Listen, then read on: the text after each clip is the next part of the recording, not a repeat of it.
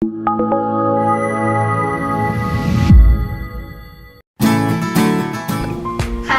awesome, I love you. This is Nguyệt and today we're gonna talk about don't waste your minutes. Hôm nay chúng ta sẽ học về quản lý thời gian. First of all, we will look at the vocabulary. Trước tiên chúng ta sẽ xem những từ có thể mới đối với một số bạn nhé. The first word is sign timer. Sign timer. This is the sign timer. Time là thời gian, timer là đồng hồ và sign là cát. Sign timer, that is a đồng hồ cát, right? The second word is represent. Đại diện, thể hiện cho điều gì đó. And the third word is cousin. Cousin. A cousin is your uncle's or aunt's child to deal with. That means to face a problem, to solve a problem, or to react to a problem. Giải quyết, thực hiện một công việc gì đó. To deal with. To deal with. Tại sao chúng ta lại học về don't waste your minutes? Bởi vì thời gian là vàng bạc. In English, it is time is money. Time is money. Thời gian là tiền. Trong tiếng Việt chúng ta có câu thời gian là vàng bạc, right? Ok, đấy là lý do chúng ta cần phải nhắc nhở nhau rằng chúng ta đừng lãng phí thời gian của mình, bởi vì chúng ta lãng phí thời gian là chúng ta đã lãng phí tiền. The way you spend your time is the way you spend your life. Cách mà chúng ta sử dụng thời gian của mình cũng chính là cách mà chúng ta sử dụng cuộc sống của mình. Ok, now let's get to work. Bây giờ chúng ta sẽ bắt đầu nhé. First of all, I will share with you the insight about this and then I will explain to you after that. Trước tiên là mình sẽ chia sẻ cái ý tưởng, sau đó mình sẽ hướng dẫn cho các bạn. And we're trying to kill two birds with one stone. Một mũi tên trúng hai đích. Cho nên chúng ta vừa học tiếng Anh, vừa học các cái ý tưởng hay để có thể áp dụng vào cuộc sống của mình. How many times you have had somebody say to you, you got a minute? Có bao nhiêu lần mà có ai đấy hỏi bạn là bạn có 1 phút không? They don't really want a minute. Thực ra là họ không có ý là 1 phút, có thể là nhiều hơn thế. I want you to think about that. Mình muốn bạn suy nghĩ về điều này. Now, please look at the sign timer here. This is a sign timer. As I introduced you in vocabulary section, right? Okay, đây là sign timer, đồng hồ cát. Hãy look at this. Please look at this. Bạn nhìn vào đây. The top of the glass represents the future. Phần trên của đồng hồ cát thể hiện cho tương lai. And the bottom of the glass represents the past. Và cái phần dưới thể hiện phần quá khứ của chúng ta. The past is already gone, so you can't do anything about it. Và quá khứ thì đã qua rồi, bạn không thể làm gì để thay đổi nó được nữa. The problem is you don't know how much sand you have in the top of the glass. That is the trick. Vấn đề là chúng ta không biết là chúng ta có bao nhiêu cát ở phần trên này. You may think you have a lot, when you might have a little. Đôi khi chúng ta nghĩ là chúng ta có rất là nhiều nhưng thực ra chúng ta chỉ có ít. Then again, you may think you have a little, when you might have a lot. Và có những người nghĩ là mình chỉ còn một ít thôi nhưng thực ra lại còn rất là nhiều. And this idea is not from me. This is from Bob Proctor. Và cái ý tưởng này không phải là từ mình mà từ Bob Proctor. And Bob was raised by his grandmother. Và ngày bé thì Bob ở với bà. When she was about 60, she always said to Bob, I soon be gone, dear, I soon be gone. Khi mà bà của Bob khoảng tầm 60 tuổi thì bà suốt ngày nói với Bob là bà sắp chết rồi, bà sắp chết rồi. She lived to be 94. Nhưng mà bà đến năm 94 tuổi bà mới mất. Vậy là bà nghĩ là bà sắp chết rồi, trong lúc 60 tuổi bà nghĩ là bà sắp chết rồi. Nhưng thực ra bà có tận 34 năm để sống. So she had a lot. I had a cousin. And when he was 20 years old, he had an accident and he passed away. When I heard the news, I was studying in university. And I couldn't believe that. He was too young to die. And if you had asked him how much sun he had left in his life, he would have said at least 50 years. He didn't know it was just an hour for him to live. So he thought he had a lot, but he just had a little. Mình có một người em họ là bạn ấy mất khi bạn ấy mới 20 tuổi bởi một tai nạn. Và khi mà mình nghe cái tin đó mình không thể nào tưởng tượng được, bởi vì bạn ấy quá trẻ để có thể chết. Và nếu giả sử bạn có hỏi bạn ấy 1 giờ trước cái lúc mà bị tai nạn như thế là bạn ấy sống bao nhiêu lâu nữa, thì chắc là bạn ấy sẽ nói là ít nhất là 50 năm. He thought that he had a lot, but in fact he had a little. Bạn nghĩ là bạn ấy có rất là nhiều thời gian để sống, nhưng thực ra bạn ấy chỉ có 1 giờ để sống. See, the problem is we don't know how much time we have left. You don't know the future. Vấn đề là chúng ta không biết là mình còn bao nhiêu cách, còn bao nhiêu thời gian. Chúng ta không biết được chuyện gì sẽ xảy ra trong tương lai. The only thing that you can deal with is what is right here, right now. Cái mà chúng ta có thể giải quyết được đấy chính là cái phần ở giữa này. What is right here, right now. And if you look, the sun is always moving. Và nếu như các bạn nhìn, các bạn sẽ thấy là sun is always moving. Cái cát này nó luôn luôn chuyển động, nó đi từ phần trên xuống phần dưới, từ tương lai vào quá khứ. So the only thing that you can deal with is what is right here, right now, ngay tại bây giờ, ngay tại giây phút này. The sun is always moving. If you don't use it, you're gonna lose it. Và cát thì luôn luôn chảy, nếu như bạn không sử dụng nó, bạn sẽ mất nó. So now if anybody asks you, you've got a minute? Và từ bây giờ nếu như mà ai đấy hỏi bạn là you've got a minute, bạn có 1 phút không để nói chuyện không?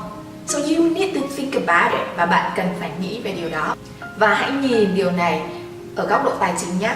If you're earning 72 million Vietnam dong per year, each minute is 625 dong, and 1 hour is 37,500 dong. Nếu như mà bạn kiếm được 72 triệu một năm thì mỗi phút của bạn đáng giá là 625 đồng và mỗi giờ của bạn đáng giá 37.500 đồng. So if you're wasting your time, you're wasting your money. Và nếu như mà chúng ta lãng phí thời gian của mình là chúng ta đang lãng phí tiền của mình. And if you're earning 240 million Vietnam dong per year, so each minute costs you 2,083 dong, and 1 hour is 125,000 Vietnam dong. Nếu như mà bạn kiếm được 240 triệu thì 1 phút của bạn đáng giá 2.083 đồng và mỗi giờ của bạn đáng giá 125.000 đồng. So please don't waste your time. Vui lòng đừng lãng phí thời gian của mình. Winners are the people who make up their mind that they're not gonna waste any minutes. So please make up your mind that you don't waste your minutes. Những người chiến thắng là những người quyết định rằng họ sẽ không lãng phí thời gian của mình, và bạn hãy vui lòng quyết định điều tương tự, bởi vì như vậy bạn sẽ trở thành winners, chúng ta sẽ trở thành những người chiến thắng. If you want to be more successful, you need to make that decision. Nếu chúng ta muốn thành công, chúng ta cần phải make that decision, quyết định điều đó. Tương tự như vậy, chúng ta sẽ không lãng phí thời gian của mình nữa. Don't waste your minutes. Không lãng phí thời gian, không lãng phí từng giây phút của chúng ta. Okay, so I hope that you get this general idea that don't waste your minutes. Và mình hy vọng là các bạn đã hiểu được ý chính của cái đoạn vừa rồi. Đấy là chúng ta không lãng phí từng giây phút của mình, những giây phút của mình, because they are valuable, bởi vì nó rất là quý giá. Now we're gonna learn natural grammar. Bây giờ chúng ta sẽ học phản xạ ngữ pháp. Mỗi hôm thì mình sẽ hướng dẫn các bạn một câu và chúng ta sẽ sử dụng cái phương pháp phản xạ ngữ pháp để chúng ta học cái nội dung này. Và sau này chúng ta có thể nói lưu loát, tự động. You're gonna be able to speak smoothly and automatically in the future. And we have two techniques in natural grammar. Và chúng ta có 2 kỹ thuật, đấy là toddler technique and time technique. Toddler technique là bước chập chững tập đi. Now we're gonna use this sentence. Chúng ta sẽ sử dụng câu này. Winners are the people who make up their mind that they're not gonna waste any minutes. Chúng ta sẽ sử dụng kỹ thuật toddler technique để chúng ta học câu này nhé. Now I'm gonna ask some questions and you guys are gonna answer them. Mình sẽ hỏi các câu hỏi và các bạn sẽ trả lời các câu trả lời này. If you have problems, have difficulties to come up with an answer, don't worry, because after the question, I'm gonna answer it. Nếu như mà khi mà chúng ta trả lời câu hỏi chúng ta cảm thấy khó khăn quá, mình không biết phải trả lời như thế nào, không lo lắng gì cả, bởi vì ngay sau câu hỏi mình sẽ ngay lập tức trả lời cho các bạn. Just imitate my questions and answers. Hãy bắt chước câu hỏi và câu trả lời của mình. That's the way it works. Đấy là cách mà chúng ta học phản xạ phương pháp. Are you ready now? The first question. What do winners make up their mind to do? Of course, they make up their mind to not waste any minutes in your life. Why do winners make up their mind to use every minute? Because they know that each minute is valuable. Time is valuable. So they make up their mind to use every minute. Who make up their mind that they're not going to waste any minutes? Winners make up their mind that they're not going to waste any minutes. When do winners waste their time? When they become losers. How do winners spend every minute? They make things happen every minute. Do winners make up their mind to waste their time on Facebook? Hell no! They don't make up their mind to waste their time on Facebook. They make up their mind that they're not gonna waste any minutes, especially on Facebook.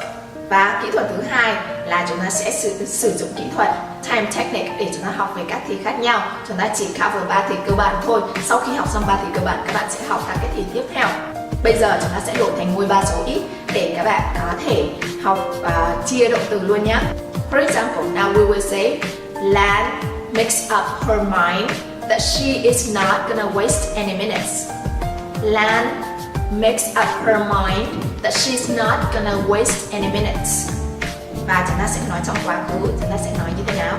Lan made up her mind that she was not gonna waste any minutes. Và chúng ta sẽ nói trong thì tương lai.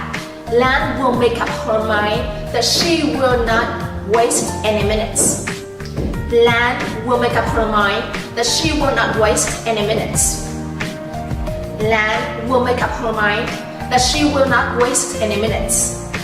Lan makes up her mind that she's not gonna waste any minutes. Lan made up her mind that she was not gonna waste any minute.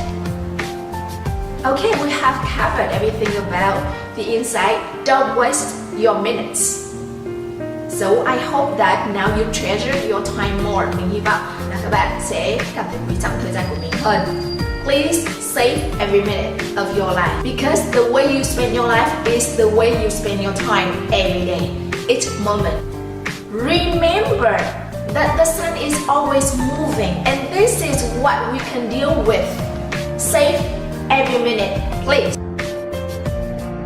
How many times have you had somebody say to you, hey, have you got a minute, Bob? Have you got a minute? They don't want a minute. I want you to think about that. I read a poem one time. It said, I have only just a minute, only 60 seconds in it. It was forced upon me. I can't refuse it. I didn't seek it and I didn't choose it, but it's up to me to use it. I must suffer if I lose it, give account if I abuse it. It's only a tiny little minute, but eternity is in it. Well, at any rate, I thought I'm going to put this on a video and I'm just going to share it with everybody. Just this one little part out of the seminar I'm making. I want you to look at this sand timer and I want you to think about your life. The sand in the top of the glass represents the future. The sand in the bottom of the glass represents the past. Now, do you know, we know what's in the past and yet we can't do anything about it. Do you know what the trick is? You don't know how much sand's in the top of the glass. You may think you have a lot, you might only have a little. Then again, you may think you have a little, and you might have a lot. When I was a little boy, I was raised by my grandmother. And I don't know, when I was a little gaffer, she was probably 60, but as long as I can remember, Grandma would say, I'll soon be gone, dear, I'll soon be gone. Well, you know, we loved her. She was really an angel of God, but we thought she was never going to go. She lived to be 94 for 30-some years. I'll soon be gone. She didn't think she had much time left. She had 34 years left. Now, about the same time, I had a buddy of mine, Bob Yates. He was just 16. And bang, he ran into the abutment of a bridge and his life was snuffed out. If you had asked him a half hour before how much sand he had left, he would have said at least a half a century. He didn't have a half an hour. See, the trick is we don't know how much sand we have left. The future, we don't know. The past, it's gone. Now, the only thing you can deal with is what's right here, right now. And if you look, the sand is always moving. Now, think of this. You see, I was working on that, And then I was working on a graph I've got here on my computer, and I'm thinking of the time somebody said, hey, have you got a minute? Well, they don't really want a minute. Do you know if you're earning $50,000 a year, a minute's 42 cents? A half hour is $12.50. If we take that ahead a bit, if you're earning $80,000 a year, a minute's 67 cents. Half hour is $20.